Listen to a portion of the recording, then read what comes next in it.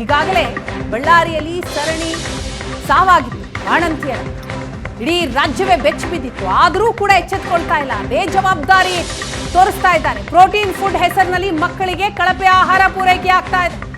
ಅವಧಿ ಮೀರಿದ food kit ಅನ್ನ ಮಕ್ಕಳಿಗೆ ವಿತರಿಸುತ್ತಿದ್ದಾರೆ. ಧಾರವಾಡ ಅಂಗನವಾಡಿ ಕೇಂದ್ರಕ್ಕೆ ಫುಡ್ ಕಿಟ್ ಹಂಚಿಕೆ ಮಾಡಲಾಗಿದೆ. ಅದು ಕೂಡ ಅವಧಿ ಮೀರಿದಂತಹ ಫುಡ್ ಕಿಟ್. ಡಿಸೆಂಬರ್ 21ಕ್ಕೆ ಫುಡ್ ಕಿಟ್ ಅನ್ನ ಹಂಚಿದ್ದಾರೆ. ಡಿಸೆಂಬರ್ ತಿಂಗಳಿನಲ್ಲೇ ಅದು ಎಕ್ಸ್ಪೈರಿ ಆಗಿದೆ. ಕೆಳಗೇರಿ ಗ್ರಾಮದಲ್ಲಿ ಅವಧಿ ಮೀರಿದ ಫುಡ್ ಕಿಟ್ ವಿತರಣೆ. ಆ ಫುಡ್ ಕಿಟ್ ದೃಶ್ಯದಲ್ಲಿ ನೋಡ್ತಾ ಇದ್ದೀರಿ ನೀವು. ಅಂಗನವಾಡಿಯ ಮಕ್ಕಳಿಗೆ ಕೊಡುವಂತಹ ಪೌಷ್ಟಿಕ ಆಹಾರ ಇದು. ಆದ್ರೆ ಎಂತಹ ಆಹಾರ? ಕಳಪೆ ಆಹಾರವನ್ನ ಕೊಡ್ತಾ ಇದ್ದಾರೆ. ಕಳಪೆ ಹಾಲಿನ ಪುಡಿ ಇದೆ, ಸಕ್ಕರೆ ಇದೆ. ಇದನ್ನ ವಿತರಿಸ್ತಾ ಇದ್ದಾರೆ. ಪೋಷಕರೀಗ ಗಮನಿಸಿ ಆಕ್ರೋಶ ವ್ಯಕ್ತಪಡಿಸ್ತಾ ಇದ್ದಾರೆ. ಎಕ್ಸ್ಪೈರಿ ಡೇಟ್ ಅನ್ನ ನೀವು ನೋಡ್ತಾ ಇದ್ದೀರಿ.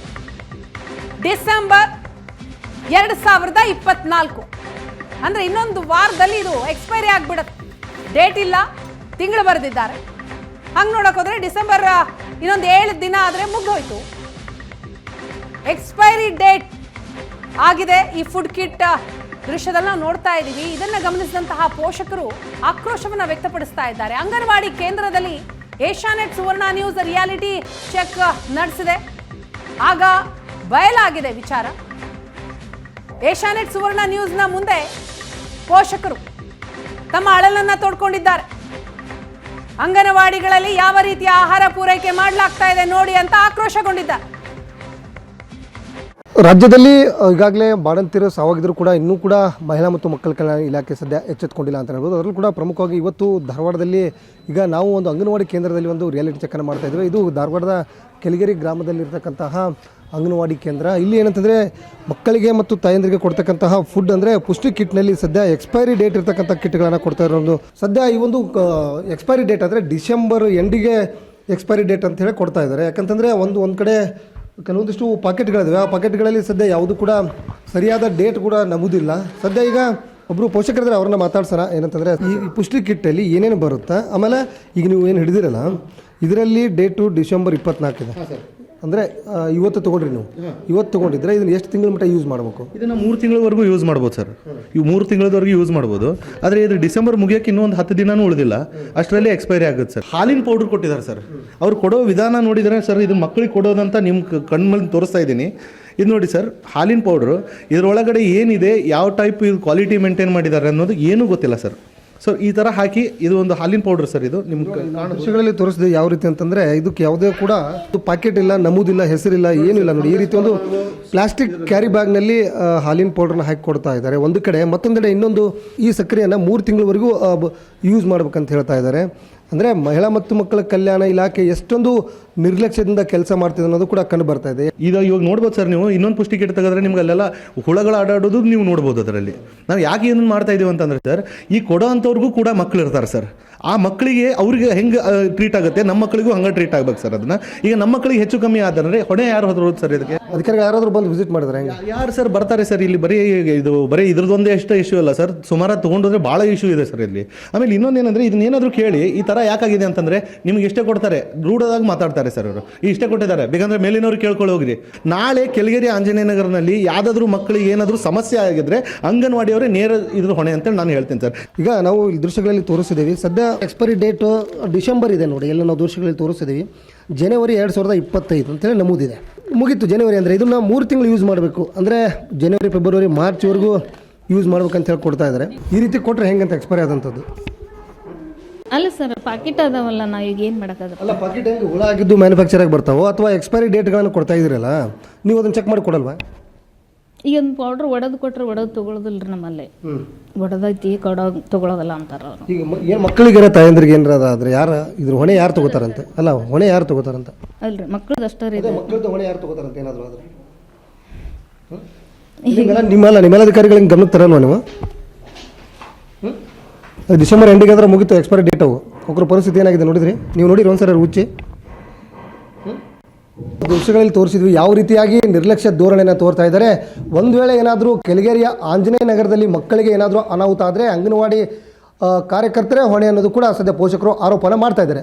ಕ್ಯಾಮ್ರಾ ಪರ್ಸನ್ ರಾಹುಲ್ ಜೊತೆ ಪರಮೇಶ್ವರ್ ಅಂಗಡಿ, ಏಷ್ಯಾನೆಟ್ ಸುವರ್ಣ ನ್ಯೂಸ್, ಧಾರವಾಡ. ಈಗಾಗಲೇ ಬಳ್ಳಾರಿಯಲ್ಲಿ ಸರಣಿ ಸಾವಾಗಿತ್ತು ಬಾಣಂತಿಯರ. ಇಡೀ ರಾಜ್ಯವೇ ಬೆಚ್ಚಿ ಬಿದ್ದಿತ್ತು. ಆದರೂ ಕೂಡ ಎಚ್ಚೆತ್ಕೊಳ್ತಾ ಇಲ್ಲ. ಬೇಜವಾಬ್ದಾರಿ ತೋರಿಸ್ತಾ ಇದ್ದಾರೆ. ಪ್ರೋಟೀನ್ ಫುಡ್ ಹೆಸರಿನಲ್ಲಿ ಮಕ್ಕಳಿಗೆ ಕಳಪೆ ಆಹಾರ ಪೂರೈಕೆ ಆಗ್ತಾ ಇದೆ. ಅವಧಿ ಮೀರಿದ ಫುಡ್ ಕಿಟ್ ಅನ್ನ ಮಕ್ಕಳಿಗೆ ವಿತರಿಸುತ್ತಿದ್ದಾರೆ. ಧಾರವಾಡ ಅಂಗನವಾಡಿ ಕೇಂದ್ರಕ್ಕೆ ಫುಡ್ ಕಿಟ್ ಹಂಚಿಕೆ ಮಾಡಲಾಗಿದೆ. ಅದು ಕೂಡ ಅವಧಿ ಮೀರಿದಂತಹ ಫುಡ್ ಕಿಟ್. ಡಿಸೆಂಬರ್ 21ಕ್ಕೆ ಫುಡ್ ಕಿಟ್ ಅನ್ನ ಹಂಚಿದ್ದಾರೆ. ಡಿಸೆಂಬರ್ ತಿಂಗಳಿನಲ್ಲೇ ಅದು ಎಕ್ಸ್ಪೈರಿ ಆಗಿದೆ. ಕೆಳಗೇರಿ ಗ್ರಾಮದಲ್ಲಿ ಅವಧಿ ಮೀರಿದ ಫುಡ್ ಕಿಟ್ ವಿತರಣೆ. ಆ ಫುಡ್ ಕಿಟ್ ದೃಶ್ಯದಲ್ಲಿ ನೋಡ್ತಾ ಇದ್ದೀರಿ ನೀವು. ಅಂಗನವಾಡಿಯ ಮಕ್ಕಳಿಗೆ ಕೊಡುವಂತಹ ಪೌಷ್ಟಿಕ ಆಹಾರ ಇದು. ಆದ್ರೆ ಎಂತಹ ಆಹಾರ? ಕಳಪೆ ಆಹಾರವನ್ನ ಕೊಡ್ತಾ ಇದ್ದಾರೆ. ಕಳಪೆ ಹಾಲಿನ ಪುಡಿ ಇದೆ, ಸಕ್ಕರೆ ಇದೆ. ಇದನ್ನ ವಿತರಿಸ್ತಾ ಇದ್ದಾರೆ. ಪೋಷಕರೀಗ ಗಮನಿಸಿ ಆಕ್ರೋಶ ವ್ಯಕ್ತಪಡಿಸ್ತಾ ಇದ್ದಾರೆ. ಎಕ್ಸ್ಪೈರಿ ಡೇಟ್ ಅನ್ನ ನೀವು ನೋಡ್ತಾ ಇದ್ದೀರಿ. ಡಿಸೆಂಬರ್ 2024 ಅಂದ್ರೆ ಇನ್ನೊಂದು ವಾರದಲ್ಲಿ ಇದು ಎಕ್ಸ್ಪೈರಿ ಆಗ್ಬಿಡುತ್ತೆ. ಡೇಟ್ ಇಲ್ಲ, ತಿಂಗಳು ಬರೆದಿದ್ದಾರೆ. ಹಂಗೆ ನೋಡಕ್ ಹೋದ್ರೆ ಡಿಸೆಂಬರ್ ಇನ್ನೊಂದು 7 ದಿನ ಆದ್ರೆ ಮುಗ್ದೋಯ್ತು. ಎಕ್ಸ್ಪೈರಿ ಡೇಟ್ ಆಗಿದೆ ಈ ಫುಡ್ ಕಿಟ್ ದೃಶ್ಯದಲ್ಲಿ ನಾವು ನೋಡ್ತಾ ಇದ್ದೀವಿ. ಇದನ್ನ ಗಮನಿಸಿದಂತಹ ಪೋಷಕರು ಆಕ್ರೋಶವನ್ನ ವ್ಯಕ್ತಪಡಿಸ್ತಾ ಇದ್ದಾರೆ. ಅಂಗನವಾಡಿ ಕೇಂದ್ರದಲ್ಲಿ ಏಷ್ಯಾನೆಟ್ ಸುವರ್ಣ ನ್ಯೂಸ್ ರಿಯಾಲಿಟಿ ಚೆಕ್ ನಡೆಸಿದೆ. ಆಗ ಬಯಲಾಗಿದೆ ವಿಚಾರ. ಏಷ್ಯಾನೆಟ್ ಸುವರ್ಣ ನ್ಯೂಸ್ನ ಮುಂದೆ ಪೋಷಕರು ತಮ್ಮ ಅಳಲನ್ನ ತೋಡ್ಕೊಂಡಿದ್ದಾರೆ. ಅಂಗನವಾಡಿಗಳಲ್ಲಿ ಯಾವ ರೀತಿಯ ಆಹಾರ ಪೂರೈಕೆ ಮಾಡಲಾಗ್ತಾ ಇದೆ ನೋಡಿ ಅಂತ ಆಕ್ರೋಶಗೊಂಡಿದ್ದಾರೆ.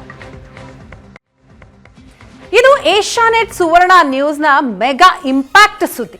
ಯಾದಗಿರಿಯ ಆಶ್ರಯ ಸೈಟ್ ಕರ್ಮಕಾಂಡ ಪ್ರಕರಣದ ಬಗ್ಗೆ ಏಷ್ಯಾನೆಟ್ ಸುವರ್ಣ ನ್ಯೂಸ್ ಉತ್ತರ ಸಮಾಚಾರದಲ್ಲಿ ವಿಸ್ತೃತವಾದಂತಹ ವರದಿಯನ್ನ ಪ್ರಸಾರ ಮಾಡಿತು. ಅದರ ಬೆನ್ನಲ್ಲೇ ಈಗ ಇಂಪ್ಯಾಕ್ಟ್ ಆಗಿದೆ. ಅಕ್ರಮ ಸೈಟ್ ಮಾರಾಟ ಪ್ರಕರಣ ತನಿಖೆಗೆ ತಂಡ ರಚನೆ ಆಗಿದೆ. ನಿಷ್ಪಕ್ಷಪಾತ ಮತ್ತು ಪಾರದರ್ಶಕ ತನಿಖೆ ಕೈಗೊಳ್ಳೋದಿಕ್ಕೆ ಡಿಸಿ ಆದೇಶವನ್ನ ನೀಡಿದ್ದಾರೆ. ಜಿಲ್ಲಾಧಿಕಾರಿ ಸುಶೀಲಾ ಬಿ ಜಂಟಿ ತನಿಖಾ ತಂಡವನ್ನ ರಚಿಸಿದ್ದಾರೆ. 4 ಅಧಿಕಾರಿಗಳ ತಂಡ ರಚಿಸಿ ವಾರದ ಒಳಗಾಗಿ ವರದಿ ಕೊಡಿ ಅಂತ ಸೂಚಿಸಿದ್ದಾರೆ. ಸೈಟ್ ಕರ್ಮಕಾಂಡದ ಬಗ್ಗೆ ಏಷ್ಯಾನೆಟ್ ಸುವರ್ಣ ನ್ಯೂಸ್ ವಿಸ್ತೃತವಾದಂತಹ ವರದಿ ಮಾಡಿತು. ವರದಿಯ ಬಳಿಕ ನಗರಸಭೆ ಎಚ್ಚೆತ್ತುಕೊಂಡಿದೆ. ನಗರಸಭೆಯ 8 ಅಧಿಕಾರಿಗಳಿಗೆ ಈಗ ನೋಟಿಸ್ ಕೊಡಲಾಗಿದೆ. ಯಾದಗಿರಿಯ ಸರ್ವೆ ನಂಬರ್ 151ರಲ್ಲಿ ಸೈಟ್ ನಿರ್ಮಾಣ ಮಾಡಲಾಗಿತ್ತು. 96 ಸೈಟ್ಗಳನ್ನ 45 ಸೈಟ್ ಮಾತ್ರ ಫಲಾನುಭವಿಗಳಿಗೆ ಹಂಚಿಕೆ ಮಾಡಲಾಗಿತ್ತು. ಇನ್ನುಳಿದ 36 ಸೈಟ್ ಸುಳ್ಳು ದಾಖಲೆ ಸೃಷ್ಟಿ ಮಾಡಿ ಅದನ್ನ ಮಾರಾಟ ಮಾಡಿದ್ದಾರೆ ಎನ್ನುವಂತಹ ಆರೋಪ ಇದು. ಸುರಪುರ ನಗರಸಭೆ ಪೌರಾಯುಕ್ತ ಜೀವನ್, ಕಂದಾಯ ಅಧಿಕಾರಿ ವೆಂಕಟೇಶ್, ಶಹಾಪುರ ನಗರಸಭೆ ಕಂದಾಯ ನಿರೀಕ್ಷಕ ಶರಣಬಸಪ್ಪ, ಗುರುಮಠಕಲ್ ಪುರಸಭೆ ಎಸ್ಡಿಎ ವೀರಭದ್ರಪ್ಪ ಒಳಗೊಂಡಂತಹ ತನಿಖಾ ತಂಡವನ್ನ ರಚಿಸಿ ಈಗ ಡಿಸಿ ಆದೇಶ ಹೊರಡಿಸಿದ್ದಾರೆ. ಅಷ್ಟೇ ಅಲ್ಲ, 1 ವಾರದ ಒಳಗಾಗಿ ವರದಿ ಕೊಡಿ ಅಂತಲೂ ಕೂಡ ಹೇಳಿದ್ದಾರೆ.